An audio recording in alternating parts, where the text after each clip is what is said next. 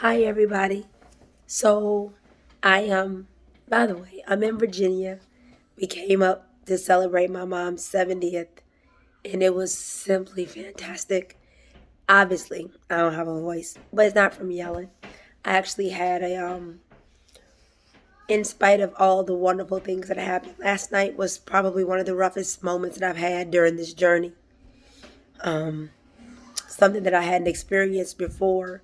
I started to get a sore throat probably late the night before. And yesterday, as the day went on, it got worse. And I called the oncologist. They didn't call back.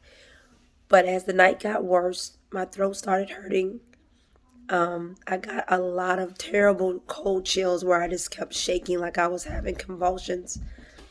And I was laying there trying to get myself together on the couch, still in family mode with some family and friends around. And I haven't vomited the whole time during treatment yet. But I did last night. That was the first vomit bag that I had to use. I got tons of them. So it was the first one, okay. And it got to the point my body just became really, really weak. And one of my first cousins was here. He's gone now. I wish he was here so I can capture him in the video. But my cousin Garfield had to literally carry me up the stairs and put me in the bed. I had some family here with me that I have here now, that I want them to share what they felt in their experience. For me, I really didn't know what to think or feel. At one point, I really felt like I was dying. Um,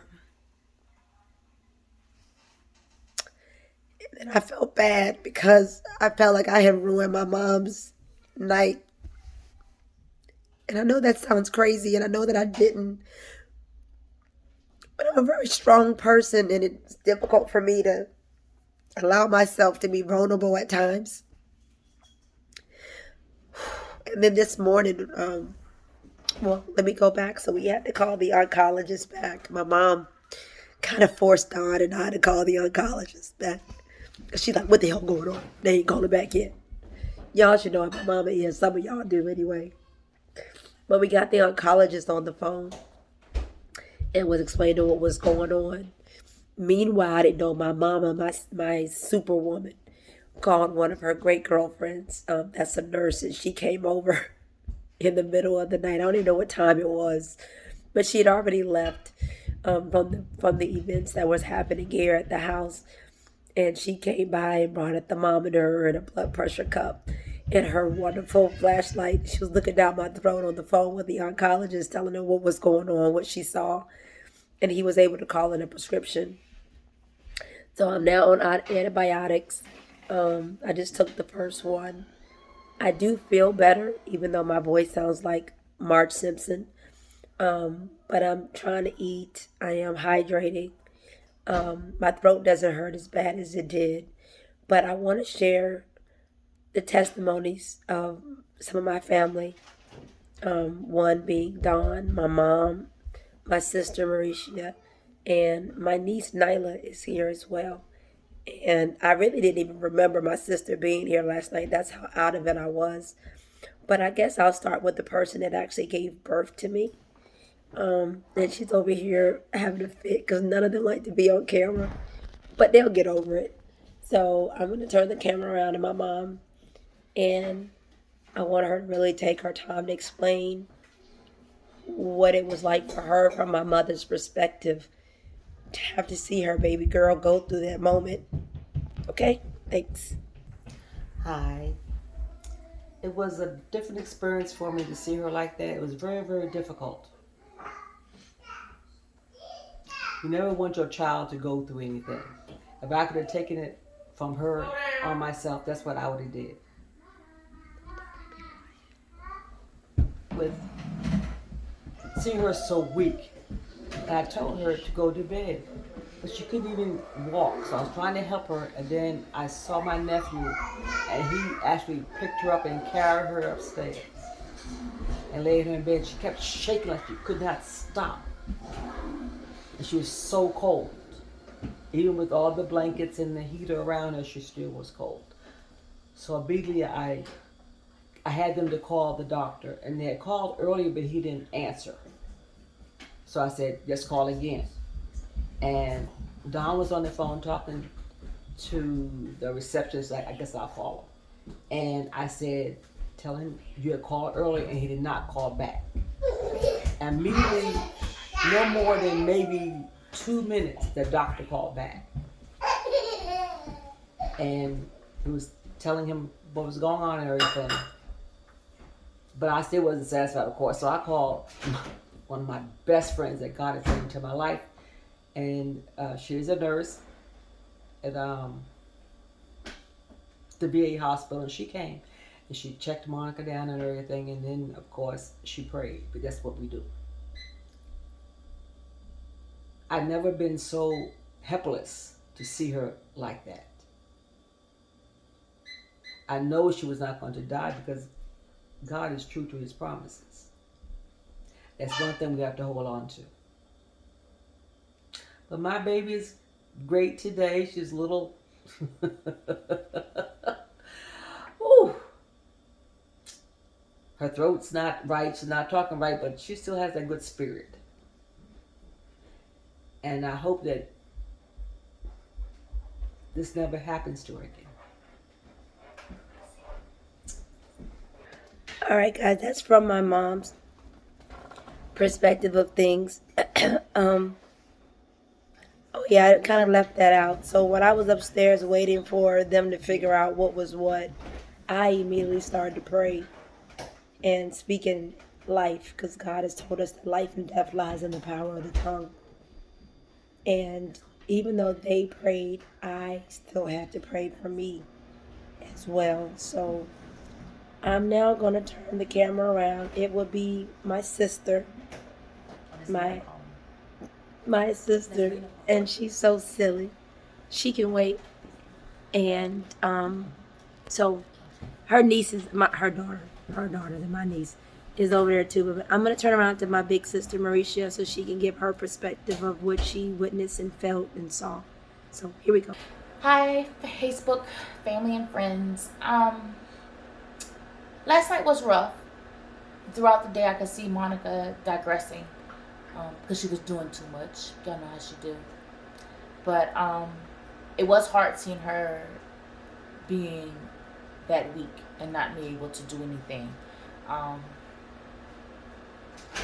My prayer is that her body just continues to strengthen as the day goes on and during this process.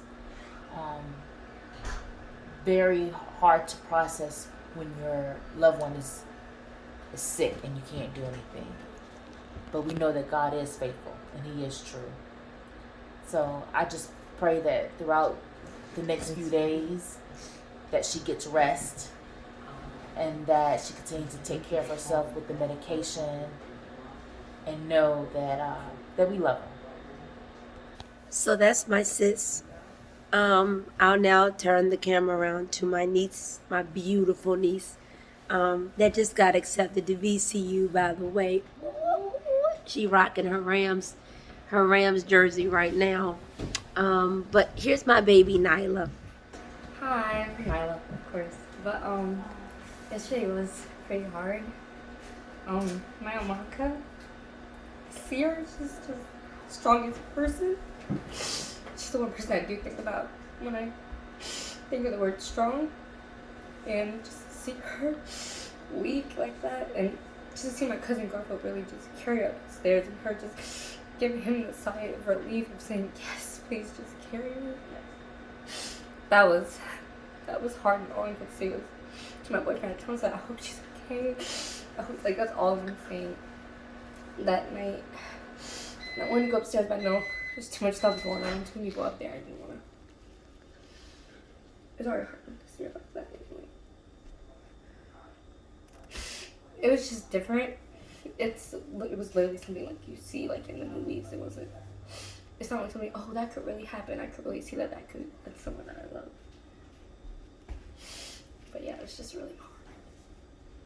That was my baby Nyla. She got me over here all in tears and messed up. But it's difficult for me because I can't imagine what my family felt like.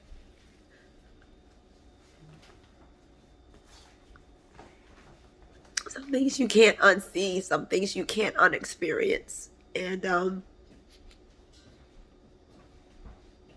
it hurts me that she has that memory, but it may be a good thing. You know, I'm still human, even though I am a strong black woman. It's okay sometimes to be weak and vulnerable. You don't have a choice. God sometimes puts you in positions where you don't have a choice, but to tap into a level of strength and humbleness and just gratitude.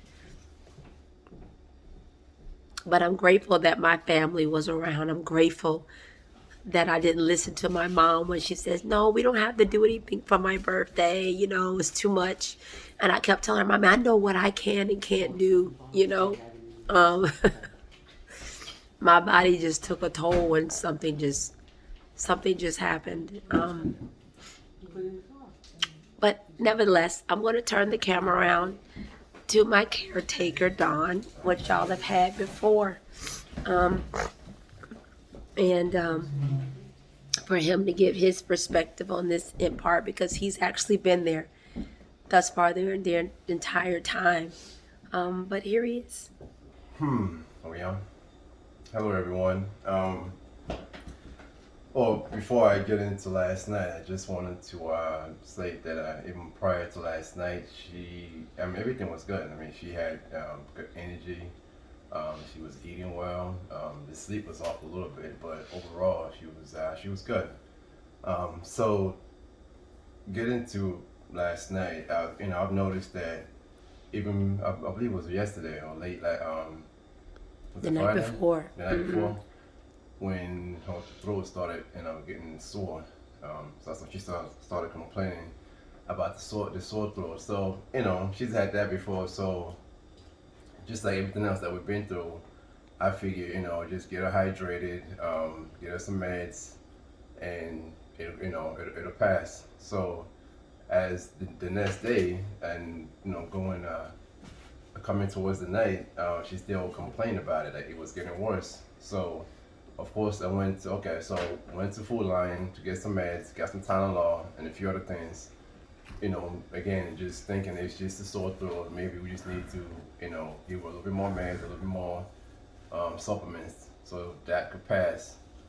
So we did that, and of course, getting towards the end of the night, she started getting the chills, and then the diarrhea, not the diarrhea, the vomiting kicked in. So that's kind of when I started getting concerned because that was the first time that happened. Usually when she has these symptoms, these episodes, you usually give her some meds, get some sleep, and then the next day she'll be fine.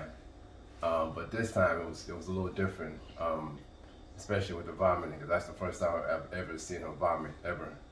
And of course, this being the first time, I didn't know what to do. On the phone trying to look up urgent care that's nearby, hospitals that's nearby, just in case. We ended up calling the oncologist back to see, okay, what do we need to do to try to obviously get her some meds, some antibiotics, because I know that would definitely help, because that usually helps. And fortunately enough, Miss April had a friend that was a nurse that we could call, and we called on, and she came, and she was able to look at her and pretty much talk the medical lingo with the doctor to try and figure out what was going on, what the symptoms are, and what's the best antibiotic to get her. So luckily enough, fortunately enough, we were able to get that that information from her to be able to figure out what we needed to do. But overall, it was just it was a different. It wasn't the regular, just the episode that just comes and pass. You get some rest. So, and then the feeling of not knowing what to do, that helpless feeling, that makes it very, very hard, because you're sitting here looking at her. She's in pain. She's hurting. She's I can't even describe it, because there's no way to describe that, but you can tell she's not feeling well, and you're just standing there like just thinking, what should I do? Like, I can't even do anything. So that was very hard. But I had to stay calm through the whole situation, and just to glad that we had the right people around during this particular part. Of course, if it does happen again, I don't know what to do with that, but I'm just glad that we had the right people around. They were able to assist in her getting through this. And obviously, as you can see today, she's feeling much better, aside from the sore throat. But I think that will pass in time. So I think that will be it. So I guess we'll see you on this time. So they all of them were very reluctant, by the way, to doing a video for me today. But I need them to understand that I thank God for them. This is therapeutic for me, and I hope and pray that it's been therapeutic for them. I didn't know how some of them felt or what their experience was, in that manner. Um, I'm just grateful to have had my family here. Um, I guess I'll see you guys in a few days. I'll let you know how I'm feeling. I get to go see my dad today and one of my great uncles I hadn't seen in a while, so I'm excited about that. But now I'm going to eat some green beans and trying to finish eating my bagel and drink my Gatorade, and I'm going to go lay my ass down. So I love you guys. I thank you, and I'll see you guys in a few days. All right, everybody. Peace.